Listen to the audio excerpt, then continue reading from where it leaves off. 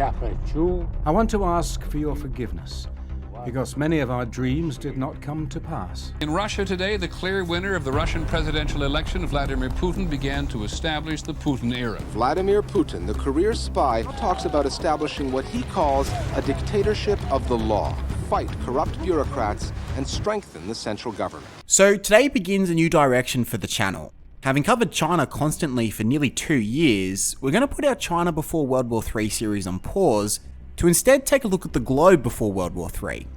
The Pivot to Asia video got a really good reception and I had a lot of fun making it, so I thought, hey, let's broaden our focus. Essentially, this series is going to look at any key events that have happened in the last 30 or so years that have shifted the world order, and the aim is to basically pick out the key ones that will help you contextualize a potential Third World War and understand why alliances and world leaders are the way they are. I've drafted a big list including the GFC, Arab Spring, 2020 Kashmir border war, and plenty more. And patrons can actually see that list, upvote ideas, and add their own suggestions, so head on over for just the price of a sporting handball. And we start today with the fall of Russia's first president, Boris Yeltsin. Now, I'm not going to touch on the fall of the Soviet Union because there's plenty of coverage already on that, but we're going to start with Yeltsin sworn in as the popular president of the new Russian Federation in July of 1991. And Yeltsin entered office with a really tough set of circumstances. Basically, how do you quickly transform a state-controlled economy into a privatized market-driven economy? And I want to make it clear that I'm not saying that either pure communism or pure capitalism are good, but just that from Yeltsin's perspective, he wanted to shift away from the government owning everything to individuals being able to own what would in theory be the fruits of their labour. In the eyes of Yeltsin, capitalism had worked much better for the West, and so the ex-Soviets had to eat their humble pie and follow the Western model. However, OGs who are around for the Enemies of the West series would know that when it comes to Western prosperity versus Eastern poverty, I don't actually think it's as simple as capitalism good, communism bad. So Yeltsin chose a guy by the name of Yegor Gaidar to be his vice president, and Gaidar advocated for an economic policy called shock therapy. Essentially, this involved ripping the band-aid of communism right off and removing all regulations instantly. Gaidar conceded that it would be tough for 6 months, but that after the initial shock, Russia would begin to see gradual improvements in their economy. But unfortunately, Gaidar was wrong. The Soviet Union used to have price controls because in a worker's paradise you want to be able to ensure that your workers can afford essentials like bread, but the obvious downside to this is that it minimises the prospects of growth in say the baking industry because the baker's profits are really limited to whatever the government sets the price limit at. Gaidar essentially persuaded Yeltsin into removing price controls on 90% of Russian goods, and at the same time persuaded Yeltsin into stopping government subsidies to many industries. By the time a year had passed, the situation wasn't improving at all because goods were worth 30 times what they were at the start of the year, and wages didn't go up with these prices. You know how right now we're living through stagflation and your KFC wages can no longer get you a tank of petrol? Well, imagine that for the Russians, but 15 times worse. But Yeltsin's issues didn't just stop there. Like I said before, he had to transfer over ownership of businesses from the government to individuals. And so every citizen was given a voucher of 10,000 rubles with the intention that they use that voucher to buy a share in the company that they work for off of the government. But remember, shock therapy caused rampant inflation, and so this voucher only really amounted to £35.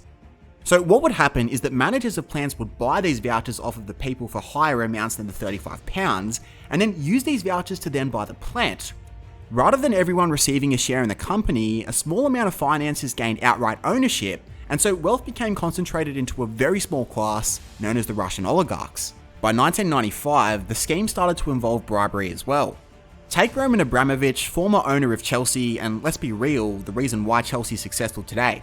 In 2008, Abramovich admitted to paying government officials billions of dollars to acquire formerly state-owned companies at below market value. To make matters worse, Russian oligarchs would transfer their money into Swiss bank accounts for the tax rates and privacy laws. So, if you follow the process, in the 90s these huge government-owned Russian companies were sold at below market value to individual oligarchs who would then funnel that money out of the country so that Russian banks couldn't use them. So corruption was totally ruining the country's economy. A 1994 report that Yeltsin himself ordered found that criminal mafias had control over 70 to 80% of business, and so Yeltsin decided to sack Gaidar. Yeltsin also made the move to draft a new constitution to clearly define who had control over what.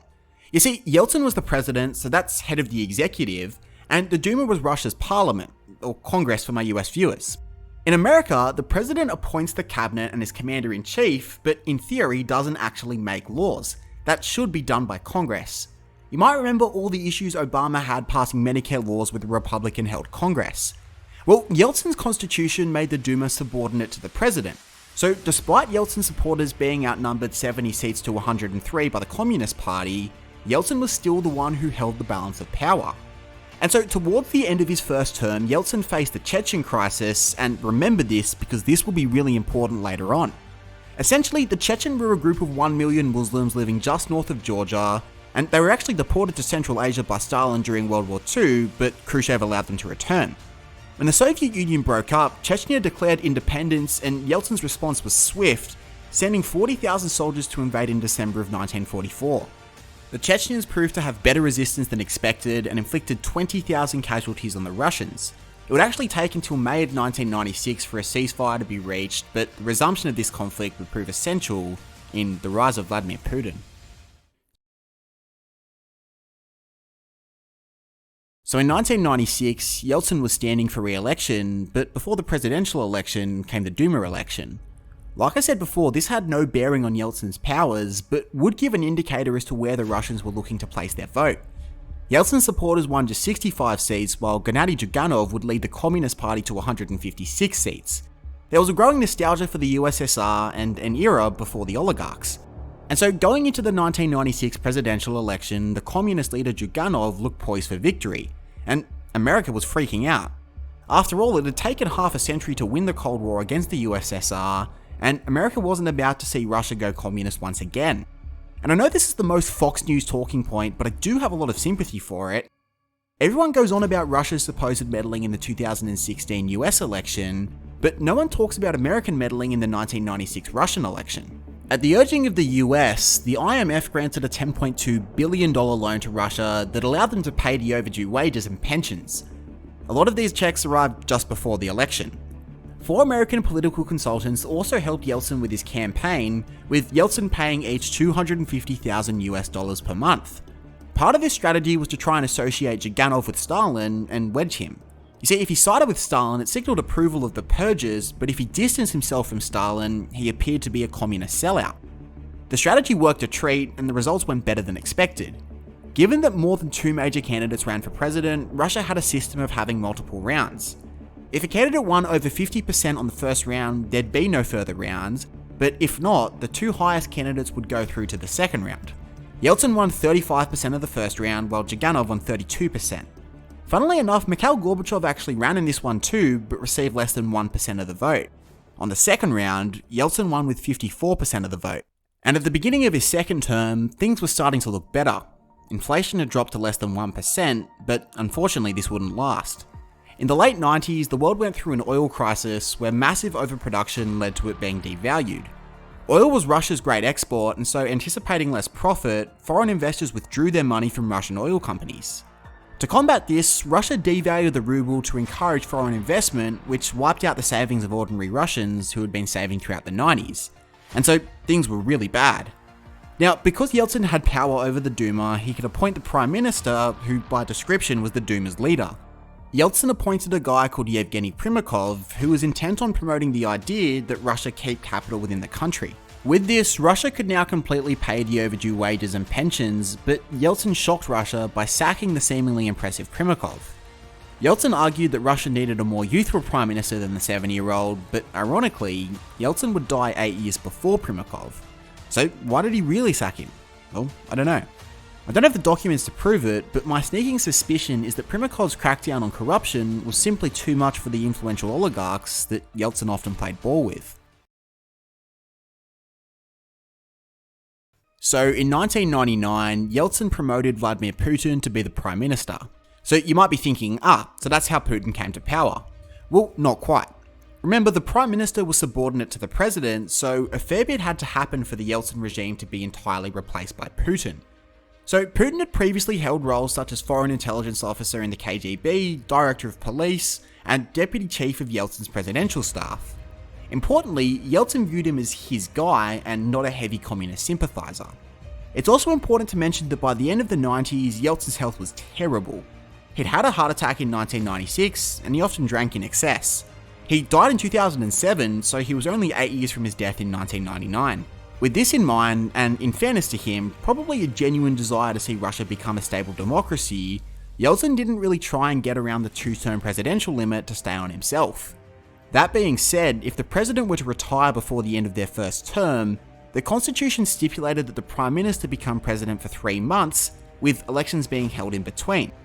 But before we write Yeltsin out, I want your verdict. How should he be remembered in history?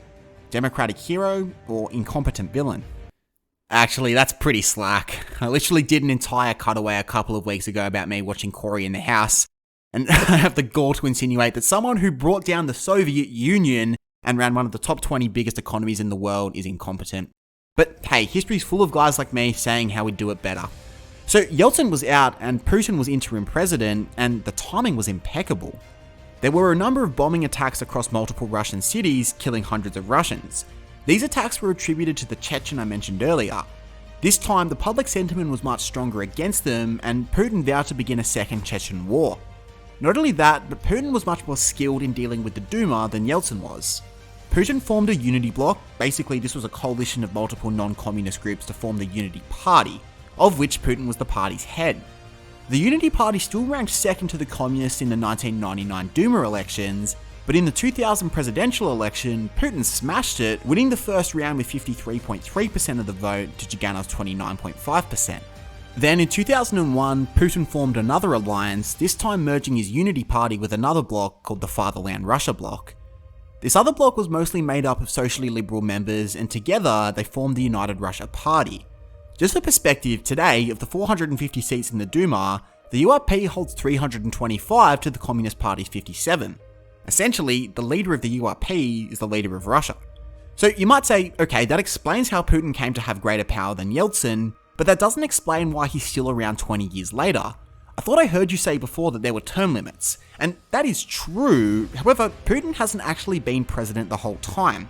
He served his 2 terms from 2000 to 2008, and then actually became the prime minister from 2008 to 2012, before becoming president again in 2012. It's also worth mentioning that in 2012, presidential terms were extended to 6 years, so Putin served a 3rd term until 2018, and then his 4th term will end in 2024. Whatever Russia will look like by then. So there we have it, the rise and fall of Boris Yeltsin. Let me know below how you found the first episode of this new series, and where you'd be keen for it to go. It's a pretty blank canvas so far. If you're new, go check out Chinese history and Australian history series, I really love making them, and consider supporting us on Patreon for just as little as $3 a month. We can't wait to see you next time for our next venture into a fascinating part of history.